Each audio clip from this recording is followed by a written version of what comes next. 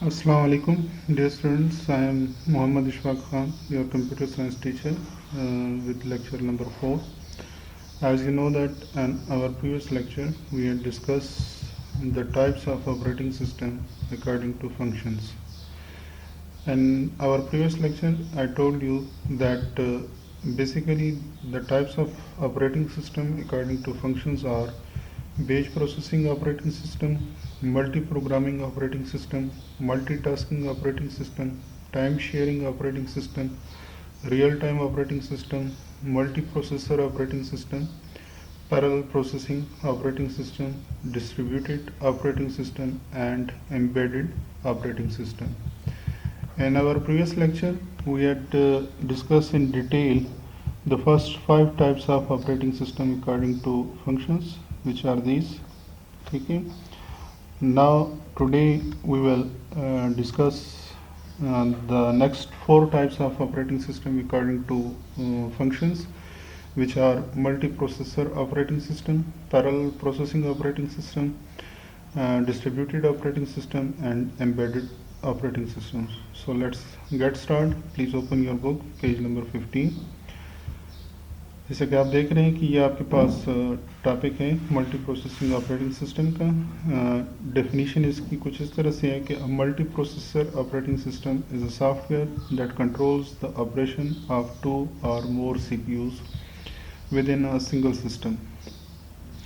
यानी multi processor operating system basically वो type है ऑपरेटिंग सिस्टम की जो कि कंट्रोल करती है 2 या 2 से ज़्यादा सीपीयूज़ के ऑपरेशन को एक सिंगल कंप्यूटर के अंदर। यानी कि एक सिंगल कंप्यूटर के अंदर आपके पास सीपीयूज़ की तादाद जो होती है वो 2 या 2 से ज़्यादा जब होगी तो वो ऑपरेटिंग सिस्टम यानी उस कंप्यूटर सिस्टम को कंट्रोल करने के लिए आप जो ऑपरेटिंग सिस्टम इस्तेमाल करेंगे वो क्या कहलाएगा, वो मल्टी प्रोसेसर ऑपरेटिंग सिस्टम कहलाएगा।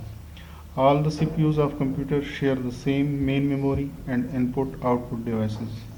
यानी अब इसमें ये बात याद रखें कि जिस कंप्यूटर के अंदर मल्टीपल प्रोसेसर्स होते हैं यानी 2 या 2 से ज़्यादा प्रोसेसर्स होते हैं, वो कंप्यूटर दोनों प्रोसेसर जो हैं वो या जितने भी प्रोसेसर उस सिस्टम के अंदर होंगे वो सेम मेमोरी को यानी रैम को और सेम इनपुट और आउटपुट डिवाइसेस यानी कीबोर्ड और माउस वगैरह को शेयर करेंगे। यानी उनके लिए अलग अलग इनपुट और आउटपुट डिवाइसेस या रैम वगैरह नहीं होगी। Multi processor operating systems are used to obtain very high speed to process large amount of data. यानी मल्टी प्रोसेसर ऑपरेटिंग सिस्टम कुछ किस लिए डिज़ाइन किए जाते हैं, ये इसलिए डिज़ाइन किए जाते हैं ताकि आप हाई स्पीड के साथ लार्ज अमाउंट ऑफ डेटा को प्रोसेस कर सकें। It executes a single program using many CPUs at the same time to improve processing speed। यानी इसका मकसद क्या होता है मल्टीपल प्रोसेसर्स का? बेसिक जो एडवांटेज होता है मल्टीपल प्रोसेसर्स का वो ये होता है कि आप जिस प्रोग्राम को एग्जीक्यूट कर रहे हैं या जिस सॉफ्टवेयर को एग्जीक्यूट कर रहे हैं तो एक सिंगल प्रोग्राम को 2 या 2 से ज़्यादा CPUs जो होते हैं बैक वक्त एग्जीक्यूट कर रहे होते हैं और इसका फ़ायदा क्या होगा कि आपकी जो कंप्यूटर की प्रोसेसिंग स्पीड होगी वो इम्प्रूव होगी। Computers that support multiple processing have sophisticated architecture which is difficult to design. यानी अब ये बात याद रखें कि आम जो कंप्यूटर्स होते हैं जिनमें सिंगल CPU का इस्तेमाल हुआ होता है उसका आर्किटेक्चर जो होता है यानी उसकी जो बनावट होती है वो बहुत सिंपल सी होती है, ठीक है। लेकिन जो कंप्यूटर्स मल्टीपल या मल्टी प्रोसेसिंग या मल्टीपल प्रोसेसर्स को सपोर्ट कर रहे होते हैं उनकी जो बनावट होती है या उनका जो आर्किटेक्चर होता है वो बहुत सोफिस्टिकेटेड यानी बहुत आला दर्जे का होता है, ठीक है, और उसको डिज़ाइन करना काफ़ी मुश्किल होता है, ठीक है। अब मल्टी प्रोसेसिंग की एग्जांपल आप इस पिक्चर से समझ लें मल्टी प्रोसेसर्स की, ठीक है। ये आप देख रहे हैं कि जैसे मैंने आपको बताया था कि इसमें मल्टी प्रोसेसर ऑपरेटिंग सिस्टम में 2 या 2 से ज़्यादा प्रोसेसर्स हो सकते हैं, ठीक है। कम से कम 2 होने चाहिए और ज़्यादा की कोई लिमिट नहीं है इसमें, ठीक है। 2 से ज़्यादा यानी कि 3 भी हो सकते हैं, 4 भी हो सकते हैं, 5 भी हो सकते हैं, ठीक है। और वो तीनों प्रोसेसर जो होंगे वो आप देख रहे हैं कि सेम मेमोरी को, सेम बस को और सेम इनपुट और आउटपुट डिवाइसेस को इस्तेमाल कर रहे होते हैं।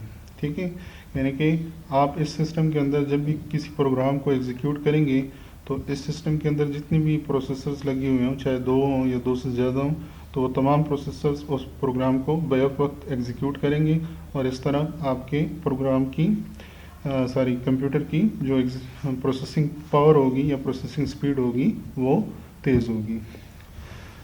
नेक्स्ट है आपके पास पैरेलल प्रोसेसिंग ऑपरेटिंग सिस्टम। ठीक है, कहते हैं कि parallel processing operating system is a software that executes programs developed in a parallel programming language। यानी पैरेलल प्रोसेसिंग ऑपरेटिंग सिस्टम जो है ये बेसिकली ये भी ऑपरेटिंग सिस्टम की एक टाइप है और ये आमतौर पर उन प्रोग्राम्स को एग्जीक्यूट करती है जो कि डेवलप हुए होते हैं पैरेलल प्रोग्रामिंग लैंग्वेज में। ठीक है, यहाँ पे आप लोग इस चीज़ से शायद कंफ्यूज हो जाएं कि what is meant by parallel programming language. असल में होता ये है कि जितनी भी हाई लेवल लैंग्वेजेस हैं जैसे सी है या C++ है आपके पास, ठीक है, इनमें हम क्या करते हैं कि हम एक प्रोग्राम को बेशुमार छोटे छोटे पार्ट्स में डिवाइड कर देते हैं। ठीक है, जिनको आम प्रोग्रामिंग की ज़बान में मॉड्यूल्स कहा जाते हैं। ठीक है, या ब्लॉक ऑफ कोड कहा जाता है इनको। तो ऐसे प्रोग्राम्स को जब आप एग्जीक्यूट करेंगे तो वो पैरेलल प्रोसेसिंग ऑपरेटिंग सिस्टम की मदद से एग्जीक्यूट होंगे और हर मॉड्यूल जो होगा या हर पार्ट जो होगा वो एक अलग प्रोसेसर्स की मदद से एग्जीक्यूट होगा। It uses many processors at the same time, जैसे कि आगे लिखा हुआ है कि ये एक वक्त में बहुत सारे प्रोसेसर्स का इस्तेमाल कर रहा होता है। In a parallel processing system, the task of a program that requires many calculation is divided into many smaller tasks and these are processed by multiple processor at the same time। जैसे अभी मैंने आपको बताया कि parallel processing system में अगर एक task है आपके पास जिसमें बहुत सारी कैलकुलेशंस की ज़रूरत है तो पैरेलल प्रोसेसिंग ऑपरेटिंग सिस्टम जो है वो क्या करेगा कि वो उसको सब टास्क में या छोटे छोटे टास्क में, स्मॉलर टास्क में डिवाइड कर देगा और वो छोटे छोटे जो टास्क होंगे उनको मल्टीपल प्रोसेसर जो होंगे वो बैक वक्त प्रोसीड करेंगे और इस तरह आपके कंप्यूटर की जो प्रोसेसिंग पावर होगी वो तेज़ हो जाएगी। Parallel processing operating system are used in supercomputers that have thousands processors। यानी पैरेलल प्रोसेसिंग ऑपरेटिंग सिस्टम्स जो हैं ये आमतौर पर सुपर कंप्यूटर्स में इनका इस्तेमाल होता है जिनमें हज़ारों के हिसाब से प्रोसेसर्स लगे हुए होते हैं। ठीक है, अब पैरेलल प्रोसेसिंग ऑपरेटिंग सिस्टम की एग्जांपल इस फिगर की मदद से आप देख लें। ठीक है, इसमें आप देख रहे हैं कि टॉप, ये जो फिगर के टॉप में आपके पास है CPU। ठीक है, और CPU इस वक्त एक प्रोग्राम को एग्जीक्यूट कर रहे हैं। ठीक है, अब इस लेट सपोज हम यहाँ भी ये कंसिडर कर लेते हैं कि ये प्रोग्राम जो एग्जीक्यूट हो रहा है इसको टोटल यानी कि जो एग्जीक्यूशन के लिए टाइम चाहिए वो कितना चाहिए, वो 5 सेकंड चाहिए। ठीक है, लेकिन अगर यही program parallel processing operating system की मदद से एग्जीक्यूट होगा तो ये क्या होगा कि ये 5 छोटे छोटे टास्क की सूरत में डिवाइड होगा जैसे आप देख रहे हैं, और हर पार्ट जो होगा वो एक एक सेकंड में एग्जीक्यूट होगा। ठीक है, तो जिस एक सेकंड में P1 एग्जीक्यूट होगा CPU 1 की मदद से, उसी एक सेकंड के अंदर P2 भी एग्जीक्यूट हो जाएगा, P3 भी एग्जीक्यूट हो जाएगा, P4 भी एग्जीक्यूट हो जाएगा और P5 भी एग्जीक्यूट हो जाएगा। तो आप देख सकते हैं कि जिस प्रोग्राम को एग्जीक्यूट करने के लिए एक सिंगल प्रोसेसर की मदद से एग्जीक्यूट करने के लिए 5 सेकंड रिक्वायर्ड थे, उसको पैरेलल प्रोसेसिंग ऑपरेटिंग सिस्टम में एग्जीक्यूट करने के लिए सिर्फ 1 सेकंड रिक्वायर्ड है। ठीक है, क्योंकि वो स्मॉलर पार्ट्स में डिवाइड हो चुके हैं और हर पार्ट एक अलग CPU की मदद से एग्जीक्यूट हो रहा है। जैसे यहाँ पे लिखा हुआ है कि यूजिंग मोर देन 1 CPU और processor core to run a program, programs are split and executed by several CPUs at the same time, processed results are then recombined। यानी जब ये इन तमाम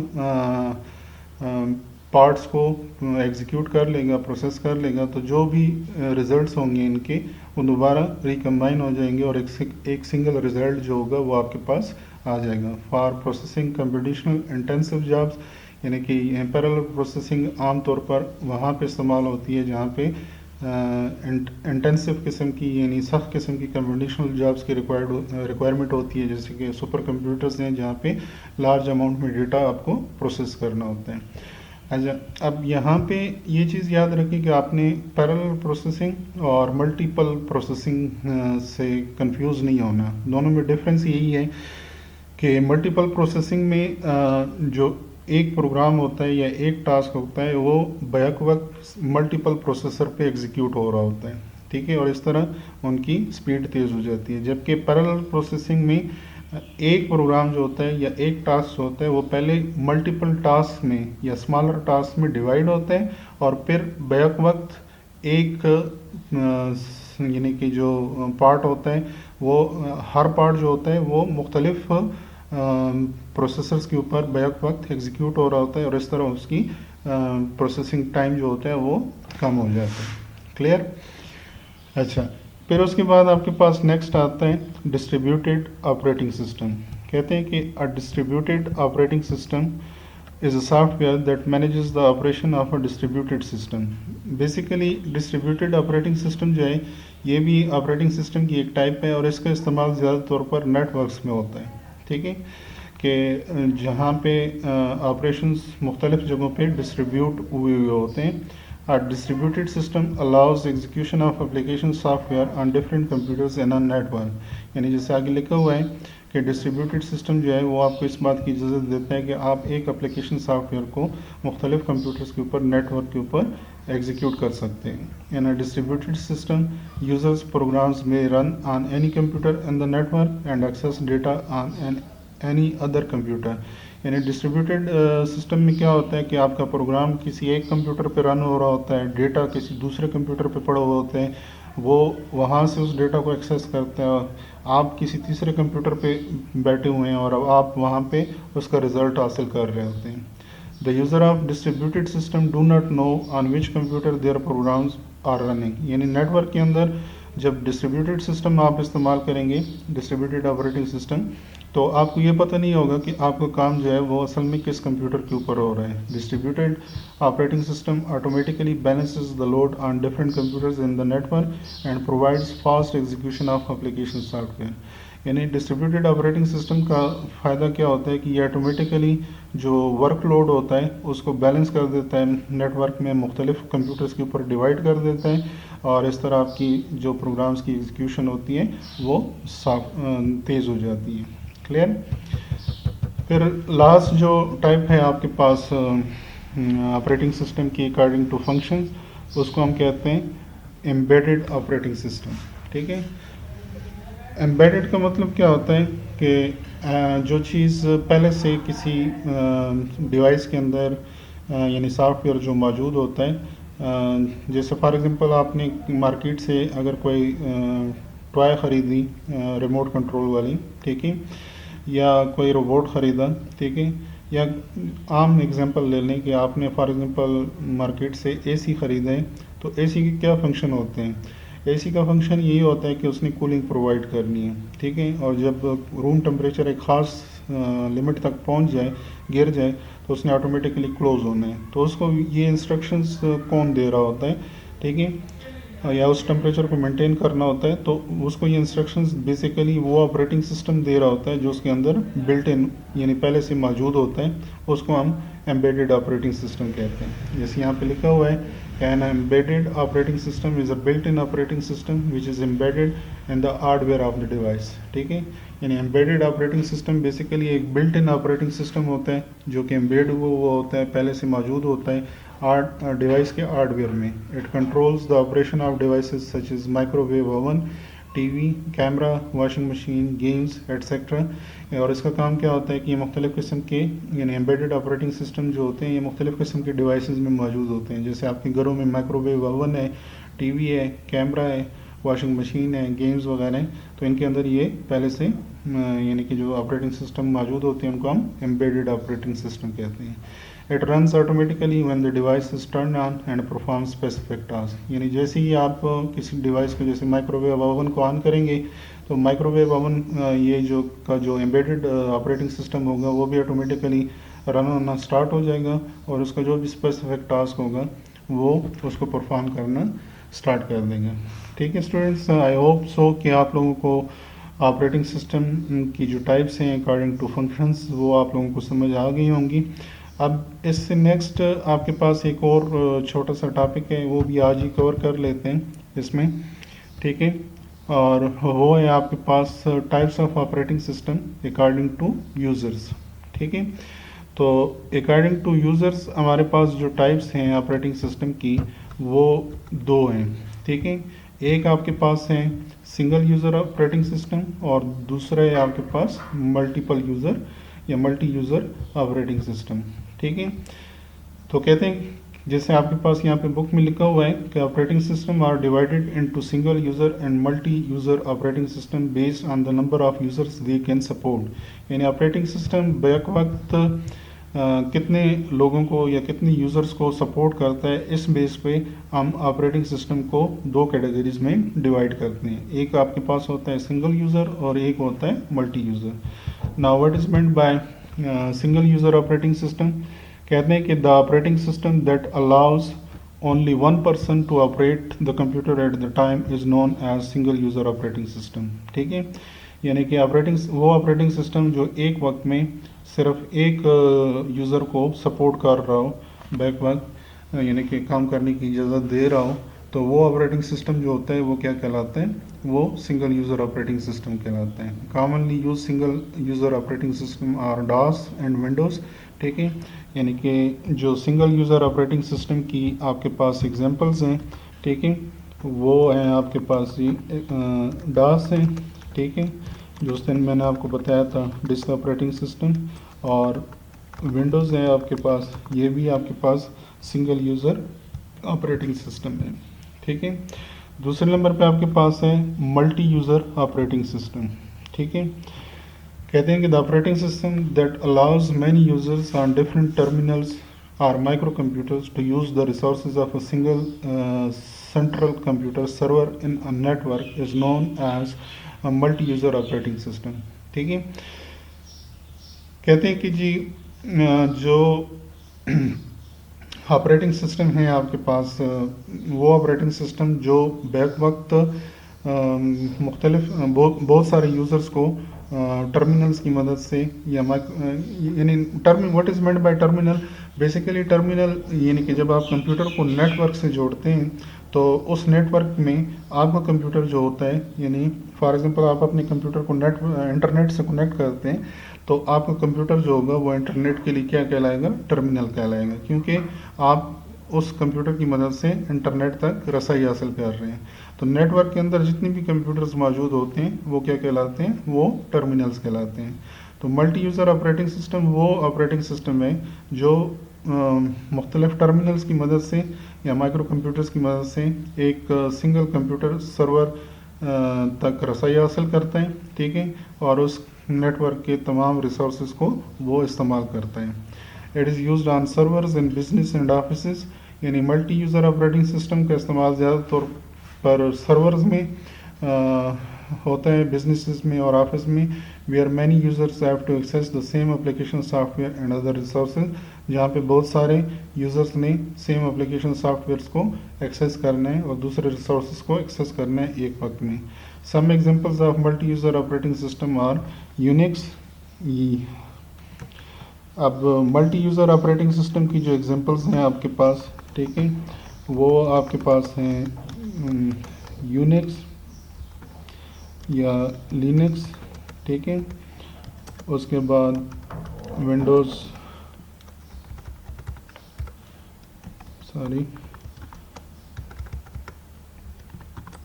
विंडोज़ 2000 से लेकर ऑनवर्ड जितनी भी विंडोज़ की वर्जन्स आई हैं जो उस दिन मैंने आपको बताई थी, ठीक है, विंडोज़ 2000 एंड ऑनवर्ड, ठीक है, यानी कि विंडोज़ 2000 से लेकर उसके बाद से लेकर जितनी भी विंडोज़ की वर्जन आपके पास आए हैं, ये सारे आपके पास क्या हैं?